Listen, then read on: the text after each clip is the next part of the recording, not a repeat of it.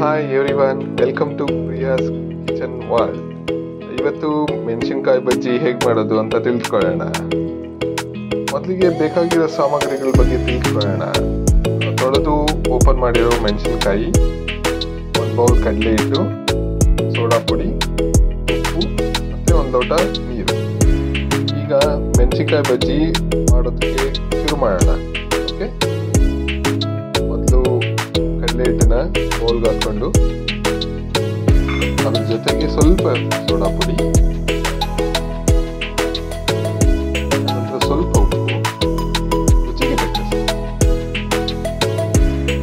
ಅದಕ್ಕೆ ನೀರನ್ನು ಹಾಕ್ಬಿಟ್ಟು ಕಲಸೋಣ. ಇದರಿಂದ ನಾವು ಕಡಲೆ ಹಿಟ್ಟನ್ನ ಕ್ಲೀನಾಗಿ ಸ್ಮ್ಯಾಶ್ ಮಾಡ್ಕೋಬಹುದು.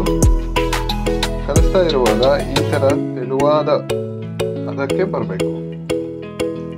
ಇದ್ರ ಜೊತೆಗೆ ಬಾಣಲೆಯನ್ನ ಒಲೆ ಮೇಲೆ ಇಟ್ಟು ಸ್ಟಾರ್ಟ್ ಮಾಡೋಣ. ಈಗ ಎಣ್ಣೆನ ಕಾಯೋದಕ್ಕೆ ಇಟ್ಟಿದ್ದೀವಿ. ಈಗ ನೋಡಿ, ಎಣ್ಣೆ ಚೆನ್ನಾಗಿ ಕಾದಿದೆ. ಈಗ ಒಂದೊಂದಾಗಿ ಮೆಣಸಿನಕಾಯಿನ ಎಣ್ಣೆ ಬಾಣಲೆಯಲ್ಲಿ ಬಿಡೋಣ.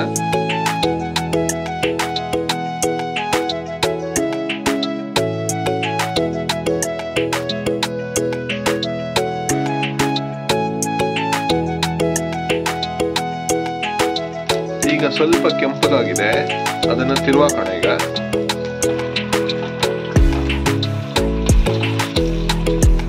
ನೋಡಿ, ಈ ತರ ಕೆಂಪಗಾಗೋ ತರ ಮಣ್ಣನ್ನ ಫ್ರೈ ಮಾಡಿ. ಈಗ ನೋಡಿ, ಈಗ ಬಾಣಲಿಯಿಂದ ತೆಗಿತಾ ಇದ್ದೀವಿ. ಈಗ ನೋಡಿ, ಬಿಸಿ ಬಿಸಿ ದಿಢೀರ್ ಸಿಂಪಲ್ ಮೆಣಸಿನಕಾಯಿ ಬೋಂಡ ರೆಡಿ ಆಗಿದೆ. ಅದ್ರ ಜೊತೆಗೆ ಈರುಳ್ಳಿ ಮತ್ತೆ ಚಿಲ್ಲಿ ಸಾಸ್. ಈಗ ಟೇಸ್ಟ್ ಮಾಡೋಣವಾ? ವಾವ್, ಸೂಪರ್ ಆಗಿದೆ. ಟೇಸ್ಟ್ ಮಾಡಿದಾದ್ಮೇಲೆ ಲೈಕ್ ಮಾಡಿ, ಶೇರ್ ಮಾಡಿ, ಸಬ್ಸ್ಕ್ರೈಬ್ ಮಾಡಿ. ಹೇಗಿದೆ ಅಂತ ತಿಳಿಸ್ಕೊಂಡು ಸಬ್ಸ್ಕ್ರೈಬ್ ಕಮೆಂಟ್ ಬಾಕ್ಸಲ್ಲಿ ಕಮೆಂಟ್ ಮಾಡಿ.